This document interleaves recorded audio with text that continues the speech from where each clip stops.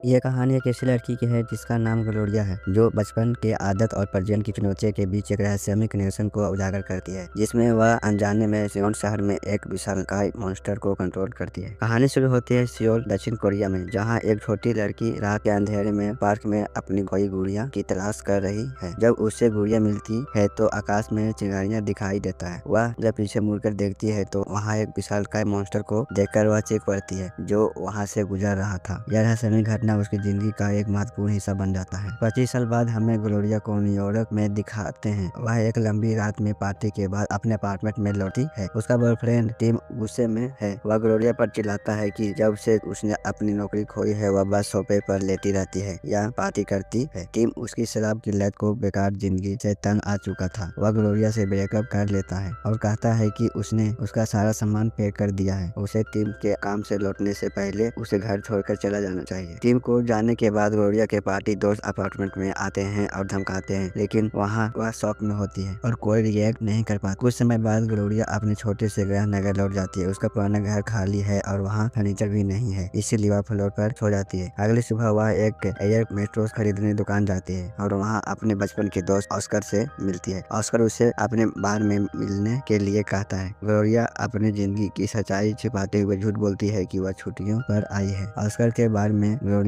अपने सिर को बार बार खुजलाती है और वह बताती है कि यह एक नर्वस टिक है जो उसे कभी कभी होने वाली अजीब सी खुजली की वजह से होता है। और वहाँ पर ऑस्कर के दोस्त जोएल और जी से मिलते हैं। ग्लोरिया शराब से बचने की कोशिश करती है, लेकिन जब ऑस्कर उसके सामने बियर रखता है तो वह इसे पी लेती है। बार बंद होने के बाद चारों दोस्त रात भर बातें करते हैं और पीते रहते हैं। जोएल ग्लोरिया को किस करने की कोशिश करता है, लेकिन वह पीछे हट जाती है। ऑस्कर यह देखकर जोएल पर चिल्लाता है और वहाँ से चला जाता है। ग्लोरिया अपने एयर मेट्रोस को पार्क के रास्ते घर ले आती है, लेकिन थकान के कारण उसे बिना बिछाए सो जाती है। वह सपने में अपने बचपन की उस रात को देखती है जब हवा तेज हो गई थी और आकाश में बिजली चमक रहा था। अगली सुबह ग्लोरिया की बहन का फोन आता है, जो उसे बताती है कि सियोल में विशालकाय मॉन्स्टर ने हमला किया है। ग्लोरिया अपनी कंप्यूटर पर खबरें देखती है, जिसमें मॉन्स्टर शहर में तबाही मचाता दिखता है। वह टीम को फोन करती है, लेकिन टीम कहता है कि यह घटना 9 घंटे पहले हुई थी और वह फिर से शराब पीकर असल दुनिया से हट जाता है। गुस्से में ग्लोरिया फोन काट देती है। शाम को ग्लोरिया बाहर में लौटी है और टीवी पर मॉन्स्टर की फुटेज देखती है और मीडिया बताते हैं कि हमले में कई लोग मारे गए हैं और हवा जहरीली हो गई है। ग्लोरिया बाहर से निकलकर वह पार्क में ताजा हवा लेने जाती है और वह एक बेंच पर सो जाती है। अगली सुबह वह टीम को फिर फोन करती है, लेकिन टीम उसकी नशे की हालत में बात करने से इनकार कर देता है। गुस्से में ग्लोरिया अपना फोन जमीन पर फेंक देती है। घर लौटकर वह एयर मेट्रो को फुलाने की कोशिश करती है, लेकिन फिर से सो जाती है। ऑस्कर का दरवाजा की घंटी बजाना उसे जगाता है और वह देखती है कि ऑस्कर एक पुराना टीवी लाया है और बताता है कि मॉन्स्टर फिर से सियोल में दिखा, लेकिन इस बार उसने सिर्फ हाथों से इशारे किए और कुछ इमारतें नष्ट की। यह घटना ठीक 8/5 में पर हुई थी, वही समय जब 25 साल पहले मॉन्स्टर पहली बार दिखा था। तब लोग इसे मजाक समझते थे, लेकिन अब यह सच साबित हो चुका है। ऑस्कर ग्लोरिया को अपने बार में नौकरी ऑफर करता है, जिसे वह खुशी से स्वीकार करती है, लेकिन उसका ध्यान टीवी पर ज्यादा होता है, जहाँ मॉन्स्टर अपने सिर को खुजलाता दिखता है, ठीक वैसे ही जैसे ग्लोरिया करती है। रात में बार में काम करते हुए ग्लोरिया लगातार मॉन्स्टर की खबरें पर नजर रखती है। वह नोटिस करती है कि मॉन्स्टर ने कुछ जमीन पर फेंकने का इशारा किया, वैसे ही जैसे उसने अपना फोन को फेंका था। वह पिछले हमले की फोटो देखती है और पाती है कि मॉन्स्टर कुछ अपने कंधे पर खींच रहा था, जैसे ही वह मेट्रो खींच रही थी। ग्लोरिया को शक होता है कि उसका पार्क में व्यवहार मॉन्स्टर के साथ जुड़ा है, या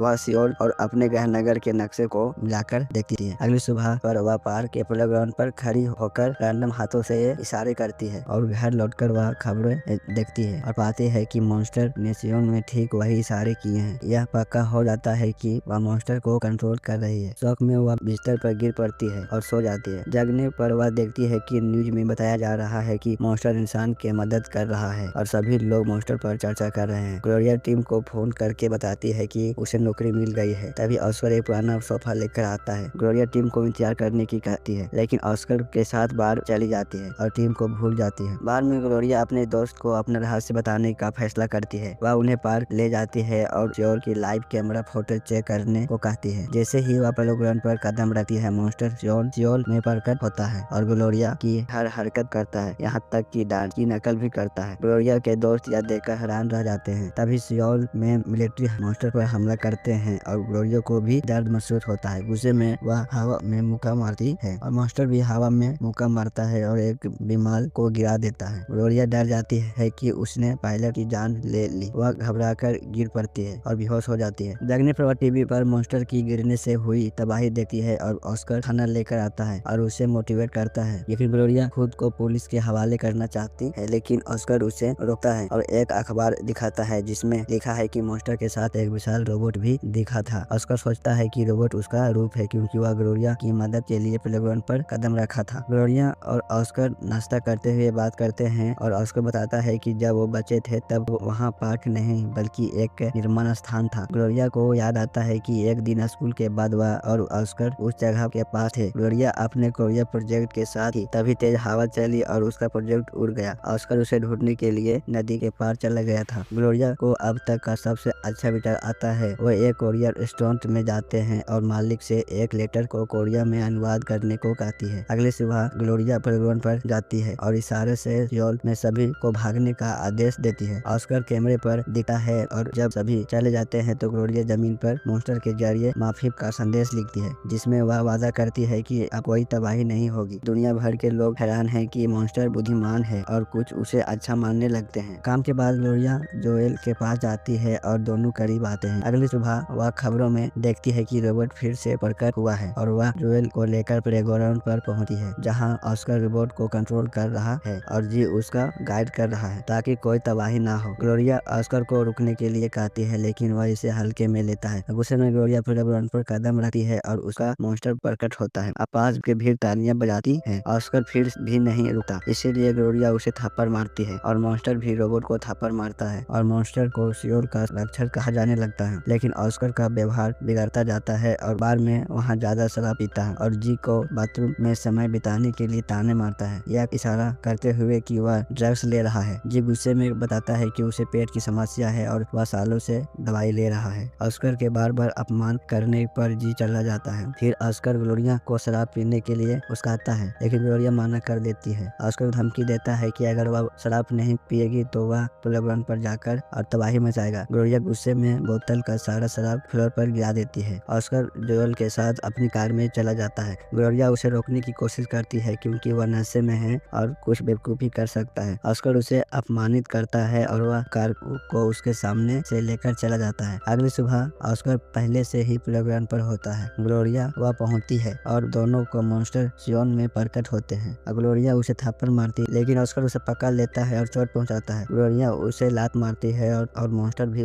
ऐसा ही करता है। जोएल टैबलेट पर तबाही देकर दोनों को रोकने की कोशिश करता है, लेकिन ग्लोरिया बार की नौकरी छोड़ने की घोषणा करती है। लेकिन ऑस्कर उसे धक्का देता है और धमकी देता है कि अगर वह काम पर नहीं आएगी तो वह सियोल को तबाह कर देगा। घर लौटकर ग्लोरिया अपने बचपन को याद करती है और उस दिन जब उसका प्रोजेक्ट उड़ा था वह ऑस्कर के पीछे निर्माण स्थान पर गई थी। ऑस्कर ने उसका प्रोजेक्ट ढूंढकर उसे नष्ट कर दिया था। तभी आकाश में बिजली चमकी और ग्लोरिया के सिर पर गिरी, जिससे वह बेहोश हो गई। बिजली ने ऑस्कर को भी नुकसान पहुंचाया और उनके पास एक मॉन्स्टर और रिबोट खिलौना भी था। ग्लोरिया अपने नक्शे को उल्टा देखती है और एक विचार आता है। वह सियोल के लिए फ्लाइट लेती है। इधर ऑस्कर ग्लोरिया के घर जाता है और देखता है कि वह जा चुकी है। वह प्लेग्राउंड पर जाता है और रोबोट को प्रकट करता है। लोग डरकर भागने लगते हैं, लेकिन ग्लोरिया सियोल में है। जब ऑस्कर एक बच्चे को नुकसान पहुंचाने वाला होता है तभी जमीन हिलती है। ग्लोरिया का मॉन्स्टर ऑस्कर के सामने प्रकट होता है। ऑस्कर भागने की कोशिश करता है, लेकिन ग्लोरिया मॉन्स्टर को कंट्रोल कर उसे पकड़ लेती है। मॉन्स्टर रोबोट को हवा में उठाता है और ऑस्कर